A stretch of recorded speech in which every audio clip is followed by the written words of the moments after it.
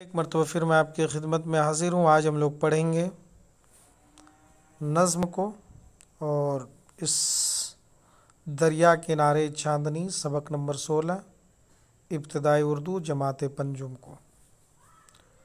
اس نظم کو لکھنے والے ہیں اختر شیرانی۔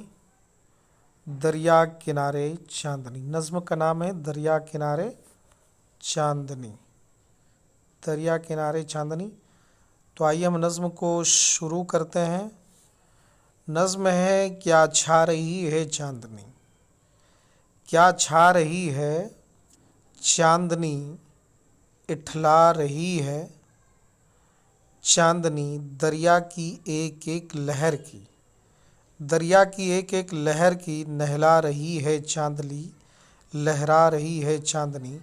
دریا کنارے دیکھنا، دریا کنارے دیکھنا، پانی میں تارے دیکھنا، تاروں کو دامن میں لیے کیا کیا نظارے دیکھنا، دکھلا رہی ہے چاندنی۔ ٹھنڈی ہوا خاموش ہے، ٹھنڈی ہوا خاموش ہے، اجلی فضا خاموش ہے، خاموش ہے سارا جہاں، خاموش ہے سارا جہاں، ہر ایک صدا خاموش ہے اور چھا رہی ہے چاندنی۔ اے لو وہ بدلی آ گئی، اے لو وہ بدلی آ گئی، اے لو وہ بدلی آ گئی اور چاندنی پر چھا گئی۔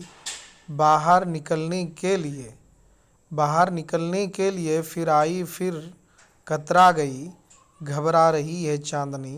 لو رات کے منظر چلے، تارے بھی گھل گھل کر کے چلے، بیٹھے ہوئے یہاں کیا کریں، بیٹھے ہوئے یہاں کیا کریں، یہاں مطلب یہاں اختر ہم اپنے گھر چلیں، اب جا رہی ہے چاندنی۔ اختر شیرانی، ابتدائی اردو۔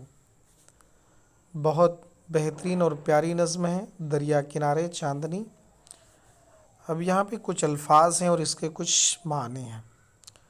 ادھر الفاظ ہیں اور ادھر معنی ہیں۔ فضا کہتے ہیں منظر اور ماحول کو، دامن کہتے ہیں آنچل کو، نظارہ کہتے ہیں منظر کو، صدا آواز۔